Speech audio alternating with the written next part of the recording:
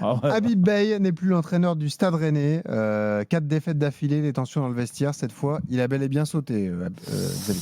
Oui, exactement. Je pense qu'il se faisait plus trop d'illusions. Habib Beye, d'ailleurs, voulait-il de toute façon rester à son poste dans ces conditions. En tout cas, voilà, il y a eu la réunion en fin de matinée avec Arnaud Pouille, le président, Loïc Désiré, le directeur sportif et les représentants de l'actionnaire. Et c'est là que Beye s'est vu notifier sa mise à l'écart avec son staff, avec ses 3 adjoints. Alors très concrètement, il est pour l'instant mis à l'écart, il n'est pas licencié. Va falloir maintenant régler les modalités de départ.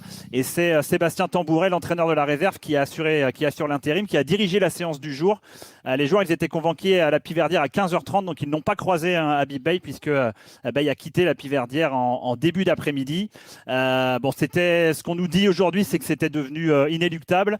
Tu l'as dit, au vu déjà des résultats, les 4 défaites de suite. Et ce, malgré le fait, et ça, il faut quand même bien le dire, que Rennes soit 6e de Ligue 1 et qu'Habib Beye l'a récupéré à la 16e place de Ligue 1 il y a 1 an. Donc ça, son bilan factuel, en tout cas sportif, il est satisfaisant du côté d'Habib Beye. Mais là, c'était trop compliqué avec des dissensions dans le vestiaire qui ne sont pas nouvelles, mais qu'il a été arrivé peut-être à un point de non-retour. Aussi, du côté des dirigeants, on se dit qu'il est encore temps. Il s'est passé quoi exactement dans le vestiaire? C'est quoi le problème? C'est un problème, le problème de management dont on a déjà parlé, Christophe, au mois d'octobre. Un management qui est parfois un peu intransigeant, peu de remise en question. Un côté où c'est vrai qu'il aime peut-être pas forcément la contradiction, Habib Beye, et parfois ça passe pas avec son vestiaire. Et ça, c'est des raisons managériales, mais il y a aussi des raisons sportives, notamment dans la façon de jouer de Rennes qui font douter aussi les dirigeants dans un côté un peu jusque-boutiste d'une équipe qui est devenue prévisible et qui a du mal à se relancer. Donc on a fait le choix.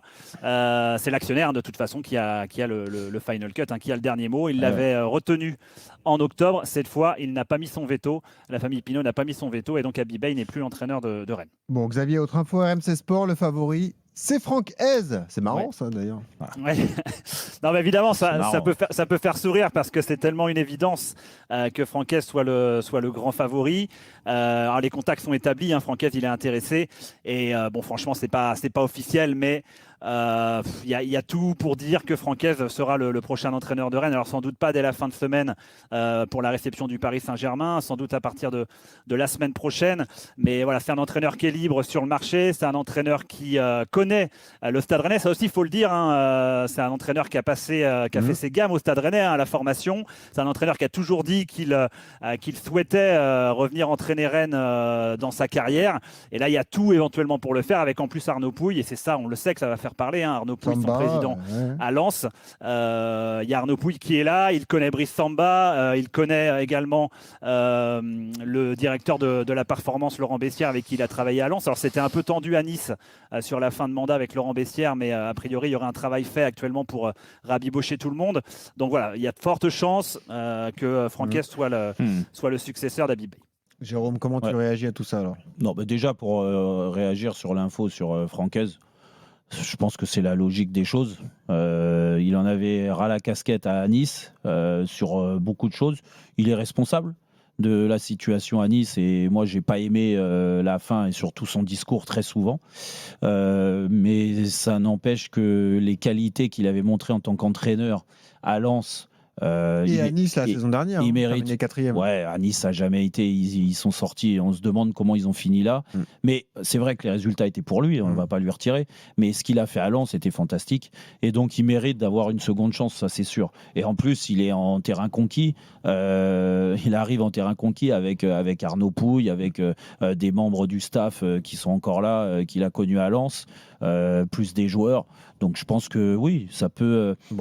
Il faut aller dans le... Après, c'est normal, concernant Habib Beye, c'est normal. Du moins, Xavier vient de le dire. Et du gars, si tu n'étais pas au courant, ou même Jean-Pierre... Non, pas trop, non. Non, mais il y avait une attitude dans le vestiaire, il y a eu des choses de dites, il y a une façon de manager. Je pense que c'est pas que la période et cette génération de joueurs. Parce que je pense que nous, à l'époque aussi, on a connu des entraîneurs qui se mettaient en avant comme ça, qui rejetaient toujours la faute et puis qui avaient des idées bien claires et qui ne voulaient pas s'ouvrir.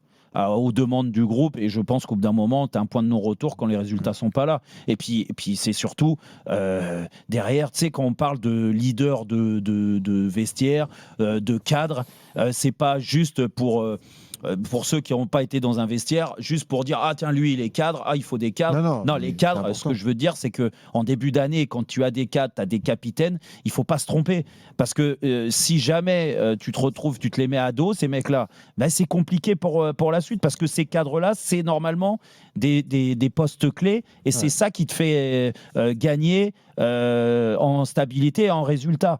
Et là, malheureusement, les cadres, il y en a. Fofana, il est parti. Samba, on connaît ce qu'on a raconté. Puis il y en a d'autres. Donc c'est compliqué. Ouais.